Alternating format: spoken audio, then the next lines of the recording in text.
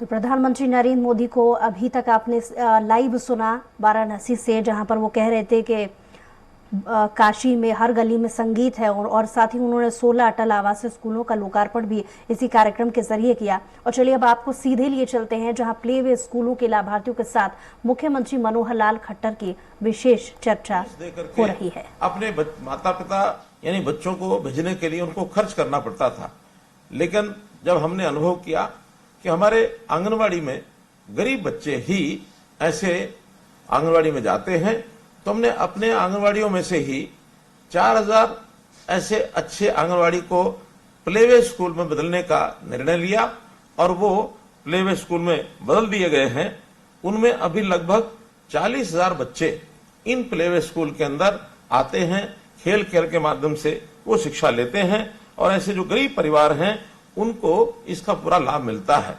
आज बच्चों की पढ़ाई के नाते से एक प्रकार से प्रधानमंत्री जी ने भी बहुत चिंता की है कि नई जो हमारी राष्ट्रीय शिक्षा नीति बनी है, उस नई राष्ट्रीय शिक्षा नीति में प्रधानमंत्री जी ने कहा है कि 3 साल की आयु से ही बच्चों के शिक्षा का प्रबंध किया जाए, लेकिन भारी बस्तों के बोझ के नीचे नहीं, बल्कि खेल खेल के माध्यम से ही उन बच्चों की शिक्षा होनी चाहिए। और ये कार्यक्रम हमने अब शुरू किया है। अभी 4,000 प्लेवे स्कूल हमारे पहले से चल रहे हैं। घोषणा की है कि अगले 2 साल में 4,000 अन्य प्राइवेट यानी प्लेवे स्कूल भी खोले जाएंगे, जिसके लिए हमने 2500 भवनों की ये तलाश कर ली है, जिनमें ऐसे स्कूल जो हैं खोले जाएंगे। जब ये प्लेवे स्कूल की बात करते हैं तो बहुत से ऐसे समाज सेवी भी हैं जो ऐसे प्लेवे स्कूल के माध्यम से और समाज के अंदर एक अच्छी सेवा दे रहे हैं। उदाहरण के तौर पर यदि मैं जिला जींद में श्रीमती राजपति इसकी बात करूं तो उसने अपने गांव में एक प्लेवे स्कूल को गोद लिया है और वह सुचारू रूप से उस संचालन में अपनी गहरी रुचि वो ले रही है। बच्चों की पोषण संबंधी जरूरतों को पूरा करने के लिए चाहे भोजन की पौष्टिक भोजन की आवश्यकता हो अथवा उनके खेल के लिए प्लेवे स्कूल में खिलौनों की आवश्यकता हो, वहां सुविधाओं के नाते पंखों की आवश्यकता हो, तो ऐसे डीगल गांव के ग्रामवासियों ने अपने प्लेवे स्कूल्स में 11 पंखे इस प्रकार से दान दिए हैं। बहुत सी ऐसी संस्थाएं, बहुत सी कंपनियां, बहुत से बैंक्स, स्वयंसेवी संस्थाएं प्लेवे स्कूल में अपना सहयोग करने के लिए ये सब आगे आ रही हैं।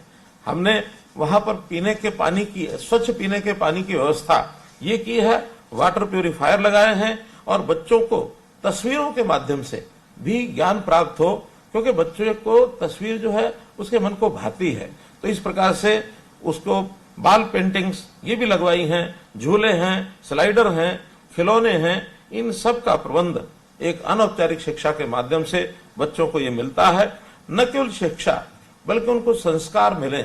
अच्छे संस्कार यदि होंगे तो वही बच्चा बड़ा होकर के और एक अच्छा नागरिक बनेगा, और अच्छा नागरिक आज की हमारी आवश्यकता है। इस आज की आवश्यकता को पूरा करने के लिए प्लेवे स्कूल्स का बहुत बड़ा एक योगदान ऐसा चल रहा है।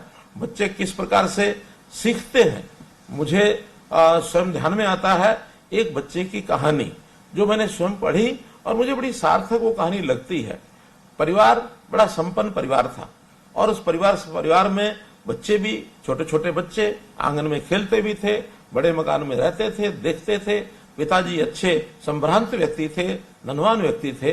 अब उस मकान के अंदर उस परिवार के रहने के भी 4 कमरे बने हुए थे, उनके दादा दादी के भी 2 कमरे बने हुए थे। तो एक दिन वो बच्चा अपने पेपर लेकर पेपर लख करके और वहां पेंसिल उठाकर उस खाली पेपर के ऊपर डिब्बे डिब्बे बना रहा था। बड़े बड़े डिब्बे बनाए उसने और 7 बड़े बड़े डिब्बे बनाते ही एक कोने के अंदर उसने 2 छोटे छोटे डिब्बे भी बनाए। पिताजी ने पूछा, बहुत अच्छी ड्राइंग है तुम्हारी बेटा, ये किसने सिखाया है, किसने बताया है? तो बेटा कहता है कि मैंने तो अपने आप सीखा है। कैसे सीखा बेटा, ये बड़े बड़े डिब्बे क्या हैं? उनका देखिए पिताजी, जब मैं बड़ा हो जाऊंगा तो मैं अपना एक मकान बनाऊंगा और मकान का मैं नक्शा बना रहा हूं। उस नक्शे में ये जो बड़ा डिब्बा एक दिख रहा है ये हमारा ड्राइंग रूम है, ये दूसरा डिब्बा दिख रहा है ये हमारा वहां स्लीपिंग डाइनिंग, ये हमारा सोने का कमरा होगा, ये हमारा पढ़ने का कमरा होगा, ये अतिथियों का कमरा होगा। जब वो चारों कमरों के बारे में पूछ लिया तो पिताजी पूछते हैं कि ये कोने में 2 जो छोटे छोटे डिब्बे ये क्या बनाए हैं? पिताजी, जब मैं बड़ा हो जाऊंगा तो आप बूढ़े हो जाएंगे, इसलिए जैसे हमारे दादा दादी आज वो छोटे छोटे कमरों में रहते हैं, फिर आपकी भी बारी उन छोटे छोटे कमरों में रहने की आएगी, इसलिए आप वहां रहेंगे। पिताजी बड़े हैरान हुए कि देखो बच्चा जो है किस प्रकार से सीखता है। आज मैंने अपना मकान बनाया हुआ है, मेरे माता पिता छोटे छोटे मकान कमरों में रहते हैं, मैं जब बूढ़ा हो जाऊंगा तो मेरे बच्चे भी इसी प्रकार से मेरे से व्यवहार करेंगे। तो बच्चे का संस्कार देखने से होता है, बच्चे का संस्कार सीखने से होता है, बच्चे का संस्कार हम कैसा व्यवहार करते हैं इससे भी होता है।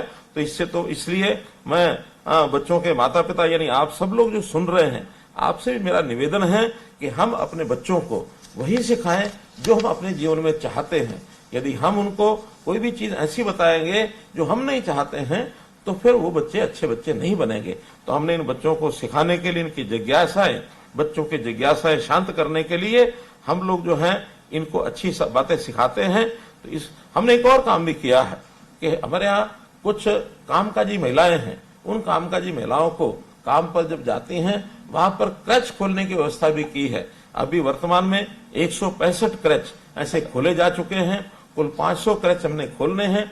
335 क्रच खोलना ये हमारा भी उनकी जगह पहचान की गई है, वो पाइपलाइन में है।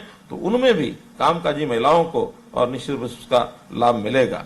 इस प्रकार से ये जो क्रच खोल करके अथवा बालवाड़ी के माध्यम से बच्चों का जो हम एक प्रकार से उनके ज्ञान को, उनके शिक्षा को, उनके संस्कारों को आगे बढ़ा रहे हैं, अपनी ओर से एक ऐसा काम हमने चलाया है ताकि आने वाली पीढ़ी, कल का भविष्य बच्चों का उज्जवल हो। लेकिन निश्चित रूप से आपके भी जरूर कुछ ना कुछ सुझाव होंगे। तो आज आप बच्चे जो पढ़ने जाते हैं, आप उनको छोड़ने जाते हैं, तो आप अपने सुझाव भी निश्चित रूप से हमें दें, उनको हम जो है निश्चित रूप से आगे लागू करेंगे। हमारा स्वभाव बच्चों के साथ हंसना, खेलना, उनको खुश रखना ये जरूर होना चाहिए।